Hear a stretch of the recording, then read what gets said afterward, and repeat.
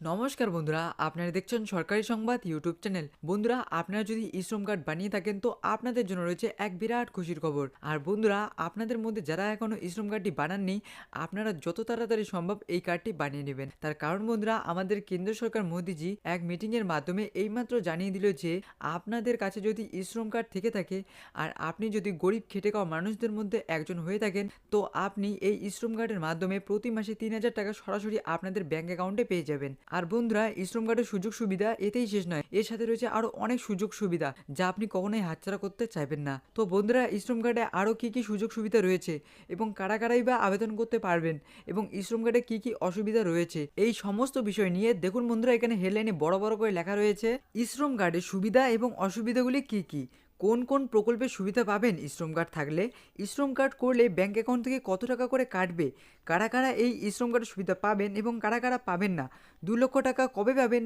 শ্রম কার্ড থাকলে প্রতি মাসে টাকা পাবেন কি, এই সব কিছু আজকের এই ভিডিওতে আমি আপনাদের জানিয়ে দিব। তার আগে বন্ধুরা, আপনারাও যদি চান আপনাদেরও ব্যাংক অ্যাকাউন্টে প্রতি মাসে 3,000 টাকা এবং এককালীন 2 লক্ষ টাকা করে দেওয়া হোক, তাহলে কিন্তু অবশ্যই ভিডিও নিচে থাকা লাইক বাটনটিতে ক্লিক করে পাশে থাকা সাবস্ক্রাইব বাটনটি ক্লিক করে বেল আইকনটি অল করে রাখবেন। তো আসুন বন্ধুরা, এবার আমরা দেখে নেব এই শ্রম কার্ডে কারা কারা আবেদন করতে পারবেন। তো দেখুন বন্ধুরা, এখানে পরিষ্কারভাবে লিখিত রয়েছে ক্ষুদ্র ও প্রান্তিক কৃষক, শাকসবজি ও ফল বিক্রেতা, পরিযায়ী শ্রমিক, অটো রিক্সা চালক, খবরের কাগজ বিক্রেতা, বিড়ি শ্রমিক, আশাকর্মী, নাপিত, গৃহ পরিচারিকারা শ্রম কার্ড বা শ্রমিক কার্ডের সমস্ত সুযোগ সুবিধা পাবেন। তো বন্ধুরা, প্রধান কথাটাই হলো যে যারা খেটে খাওয়া মানুষ তারাই একমাত্র এই শ্রম কার্ডের সুযোগ সুবিধা পেয়ে যাবেন। তো আসুন বন্ধুরা, এবার আমরা দেখে নেব যে এই কারা শ্রম কার্ড ও শ্রমিক কার্ডের সুবিধা পাবেন না। দেখুন বন্ধুরা, এখানে পরিষ্কারভাবে লিখিত রয়েছে যারা সরকারি এবং প্রাইভেট সেক্টরে কাজ করেন তারা শ্রম কার্ডের সুবিধা পাবেন না। তার সাথেই যে সমস্ত পুরুষ মহিলারা সরকারকে ইনকাম ট্যাক্স দিয়ে থাকেন তারাও শ্রম কার্ডের সুবিধা পাবেন না। তারপর দেখুন, যাদের ইপিএফও অর্থাৎ এমপ্লয়িজ প্রভিডেন্ট ফান্ড অর্গানাইজেশন এই অ্যাকাউন্ট খোলা আছে তারা শ্রম কার্ডের সুবিধা পাবেন না। তো আসুন বন্ধুরা, এবার আমরা দেখে নেব শ্রম কার্ড থাকলে আপনারা কি কি সুযোগ সুবিধা পাবেন। তো দেখুন বন্ধুরা, এখানে পরিষ্কারভাবে লিখিত রয়েছে 100 দিনের কাজ, বার্ধক্য বা বিধবা, অক্ষম ভাতা এবং আয়ুষ্মান ভারত যোজনার মাধ্যমে চিকিৎসার জন্য 5 লক্ষ টাকা সুবিধা দেওয়া হবে। এছাড়াও শ্রম কার্ড থাকলে এপিওয়াই যোজনার মাধ্যমে 1,000 টাকা থেকে 5,000 টাকা আর্থিক সুবিধা দেওয়া হবে।